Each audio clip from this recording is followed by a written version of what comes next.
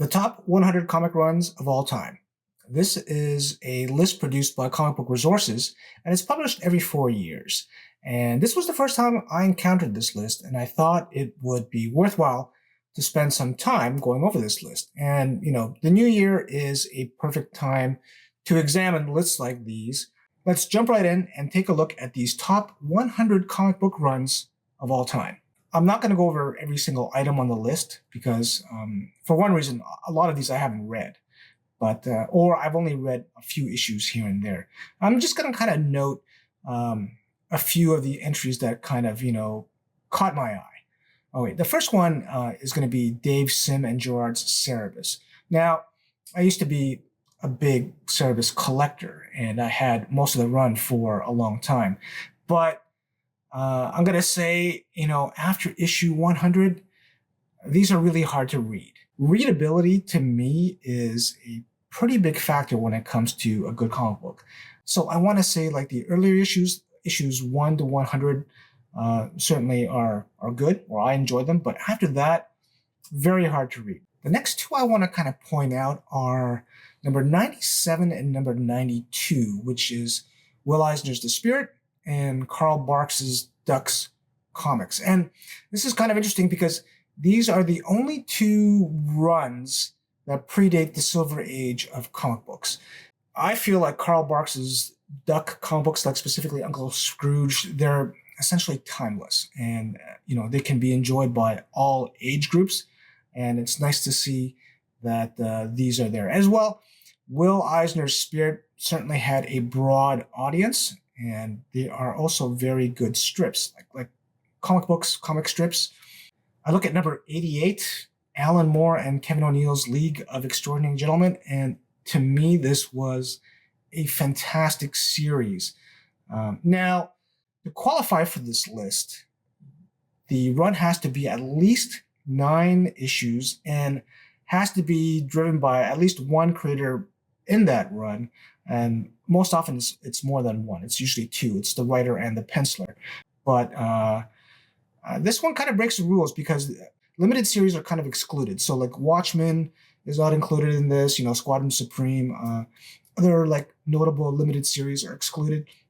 So even though, League of Extraordinary Gentlemen had like 2 main limited series, they gave this a pass. And you know what? I'm happy. Especially volume 2 of this series is just extraordinary. Another, entry that really makes me happy in this and really surprised me is actually number 91, Denny O'Neil and Dennis Cowan's The Question. I remember when this came out, it's like, wow, this is like really good, really well written, and even like Dennis Cowan's pencils are perfect for the series. And this was really enjoyable. And to my surprise as well, like I looked at some of the previous, years of the top 100, and, The Question was there too, actually even ranked higher. So this one made me pretty happy. As well, Brian Lee O'Malley's Scott Pilgrim, I really enjoyed. It gets bonus points for me because the story is based in Toronto, and as a Torontonian, that added, an extra dimension to that title. So really like that. If I look at the one item in here that I haven't read that I feel like I should read, it's John Ostrander's Suicide Squad. And people have mentioned to me in the comments before that really should take a look at this series. So that is going to be higher on my read list for this year. So if I were to take a look at the top 3 in the first 20 for me, number 1 would be League of Extraordinary Gentlemen, and number 2 would probably be The Question, and number 3 would be Scott Pilgrim. And as I mentioned, mostly because of the Toronto factor. Now, a lot of these comic book runs are going to be more recent, probably within the past 20 years or so. But, that's understandable because these titles are still fresh, they're still available. And, comic books over time have just gotten better, right? Okay, let's take a look at the next 20, number 80 to number 61 in the top 100. There is a lot of great stuff in this next 20, starting off with number 80, Stan Sakai's Usagi Yojimbo is really a treat. I'm happy to own a lot of what I would call the phone book trade paperbacks. I haven't read the entire series, but I've read more than enough to give me a really good feeling. And it's one of these, again, very long runs, driven mostly by just one creator, Stan Sakai. And really, it's an amazing feat on his part. Really enjoyable read. Another number here I'm looking at, number 76, which is Kazuo Koiki's and Goseki Kojima's Lone Wolf and Cub, is probably the most read, or the series that I've reread the most. And this series would probably be in my top 10. It's not without its faults. I felt, it's a little long for what it was. It was published in 28 volumes, and I think they probably could have cut out 8 of those volumes. But still, it's such a rich comic book. You compare what this title was doing, in Japan when it came out, and I believe in the late 1960s, to what North American comic books were, or even European comic books were. It was just way ahead of its time, and it still holds up remarkably well. Lone Wolf and Cub, yeah. What else? So, number 71, Larry Hama's G.I. Joe really kind of surprised me that it was this high up this list. I've read a few issues, but most of the earlier issues, and it's fine. Is it top 100 worthy? I don't know. To be fair, I haven't read a lot of the series. It just felt like the series is not what you would call like something critically acclaimed. But I'm perhaps judging too harshly here. But that one just kind of surprised me. 69, Steve Ditko and Stan Lee's Doctor Strange. Wow, I feel like this one should even be higher. But you know what? It's in the top 100. That's great. 65, Denny O'Neil and Neil Adams' Batman and Detective issues. This feels a little high for me. I would probably rate the Green Lantern, Green Arrow, Denny O'Neil, Neil Adams comic books a little higher than these. But, Batman, I get it. Batman is popular. And very good comic books from the 70s. Y the Last Man at number 61 feels like it should be higher on the list. And actually, if you looked at years before, it was ranked as high as number 5 in 2012, when it was still kind of fresh in people's minds. So I kind of get that. Certainly, Brian K. Vaughan is the master of creating cliffhangers and keeping you hooked in a comic book. Like maybe sometimes to the point that it kind of frustrates you, but what a great series this was. If I'm looking at the top 3 in this list, my top 3 would be Lone Wolf and Cub, Y the Last Man, and Steve Ditko and Stan Lee's Doctor Strange. The one that makes me the most curious that I haven't read is Chew, and it sounds like it has an extremely original story premise. I should check that out. The other thing I should remark is that I need to read comic books by Jeff Johns. When I went through this list, embarrassingly, I haven't read anything by him, like nothing, and that to me needs to be fixed. Now we are in the heart of the list, from number 60 to number 41. And what I've noticed is you'll see a lot of repeated names in this top 100, especially, the British or English writers. Grant Morrison, Alan Moore, Garth Ennis, Mark Miller, Warren Ellis. These are names you'll often see in a lot of these top 100 lists. And with good reason, they're just exceptional writers. So starting off here, I loved Mark Miller and Brian Hitch's Ultimates. The artwork and the writing, superb. They reinvented the Avengers. Number 57, Warren Ellis is Transmetropolitan. Such a good series, and a series that ended really well. I feel like if there's a TV series that should be adapted from a comic book, it should be Transmetropolitan. I think that would be a lot of fun. I do want to mention 58, which is Garth Ennis's The Boys. And, this is a series that I think is maybe a little higher than it deserves, mainly on the strength of the TV series. And I feel it's one of the exceptions where a TV series is actually better than the comic book. The comic book is fine; it's good. Like I'm sure maybe I'll get some comments below, but I just the TV series is just that good. It's that good compared to the comic book. But yeah, I thought I should mention that. Happy to see Jack Kirby and Stan Lee's Thor this high up at number 53. And I might get a little hate for this, but I look at number 44, Jack Kirby's Fourth World, which suitably is at 44.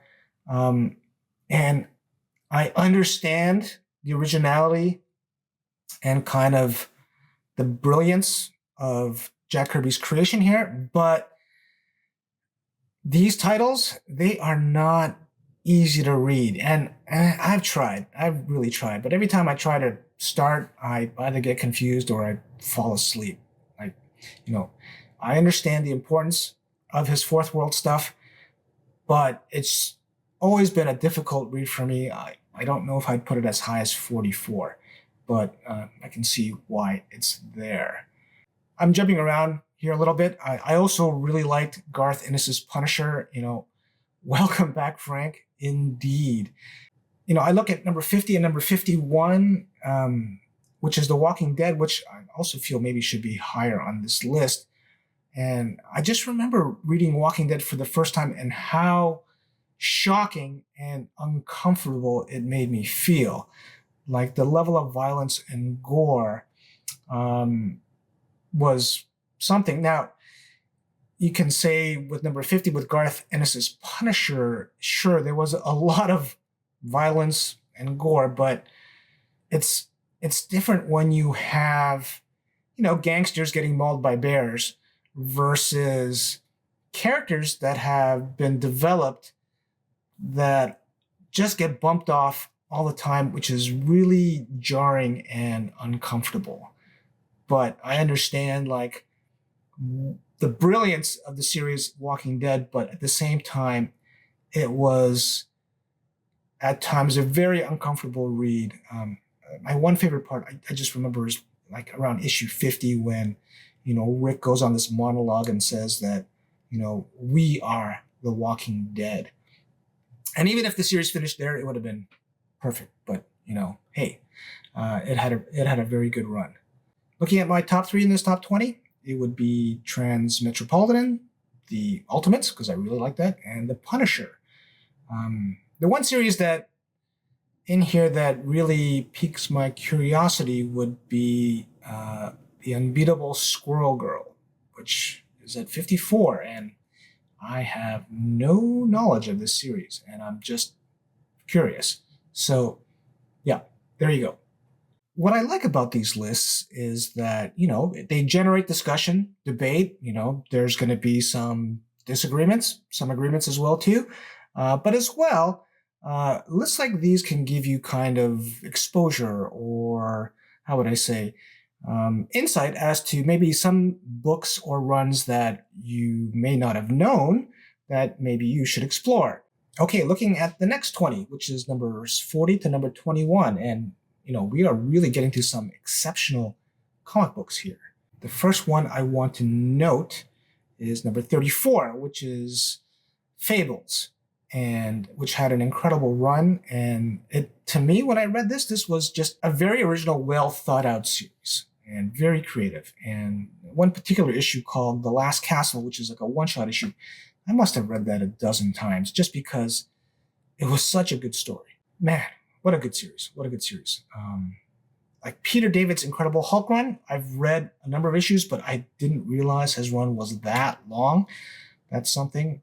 Number 32, like Gotham Central, what a great crime comic book. It's really nice to read something from the other side, not the criminal side, but just like the regular beat cops that work at Gotham.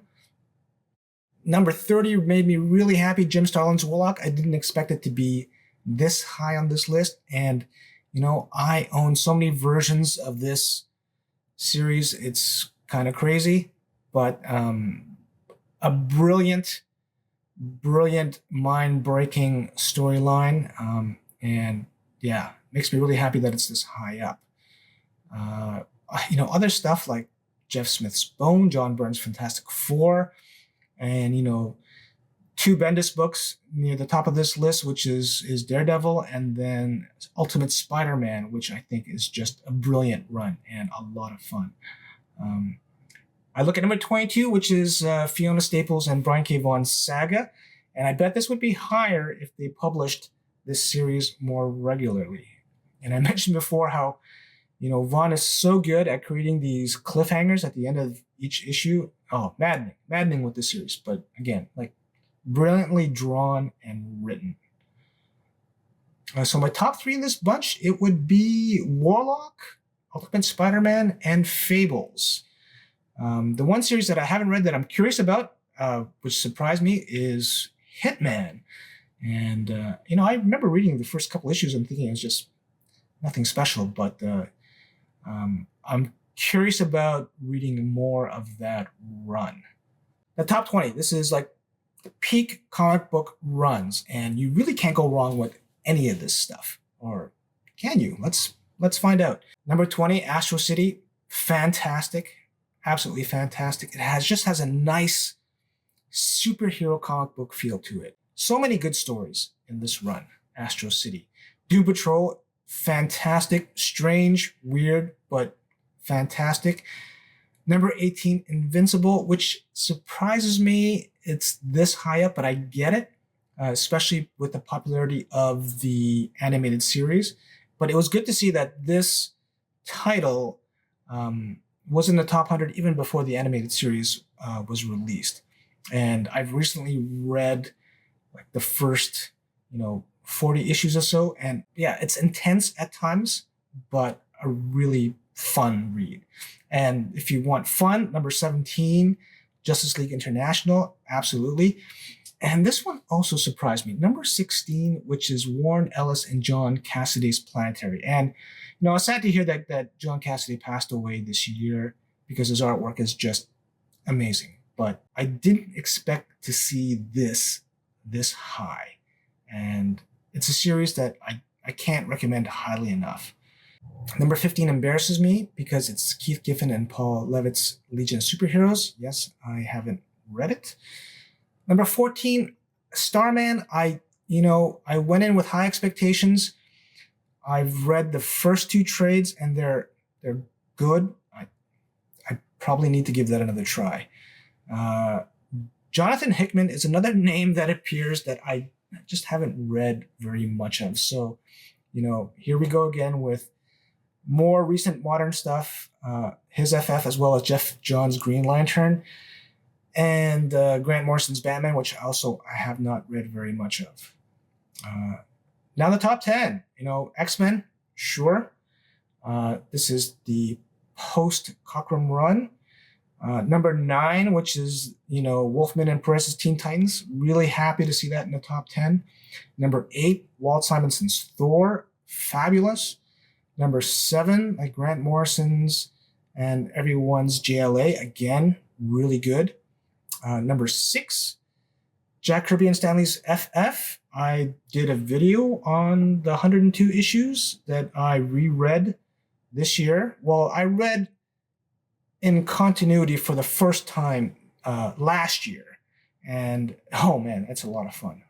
Excellent stuff.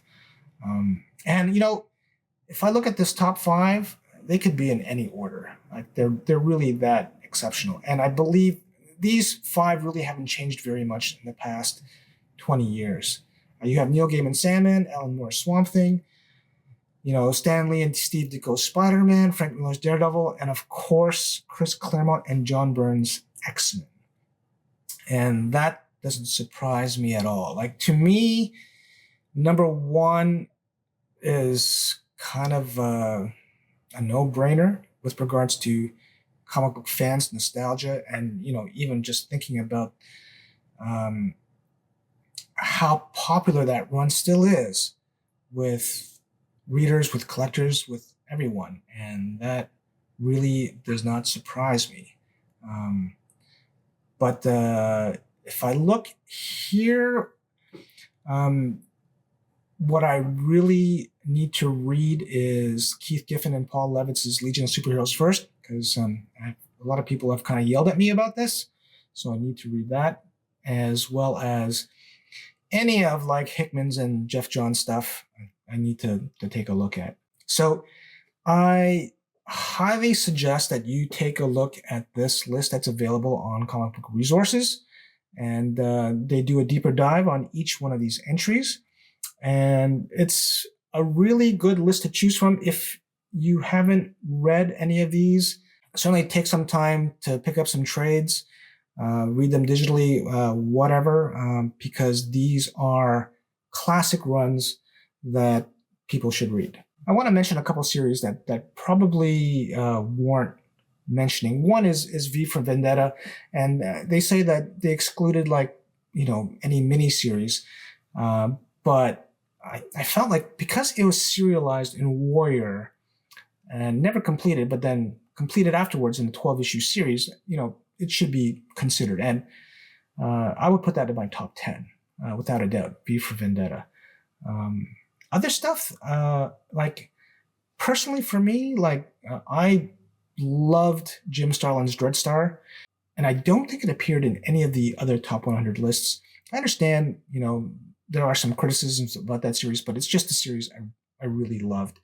I'm kind of surprised I didn't see Howard Chaykin's American Flag in the top 100. I would have thought that might have made it. And I'm a little partial to Mike Grell's John Sable in the 1980s because I thought that was a wonderful run. What I love about these lists is that you can always have these debates as well as discussions about these fantastic comic book runs that have been created by these wonderful writers and artists. Take some time and enjoy some of these runs. Hopefully you won't be disappointed. I doubt you will be, but there's a ton of really good stuff here that's really worth your time. If you enjoyed this video, maybe you want to check out that episode that I did on Fantastic Four's first 102 issues by Stan Lee and Jack Kirby. Until next time, enjoy and read your comic books.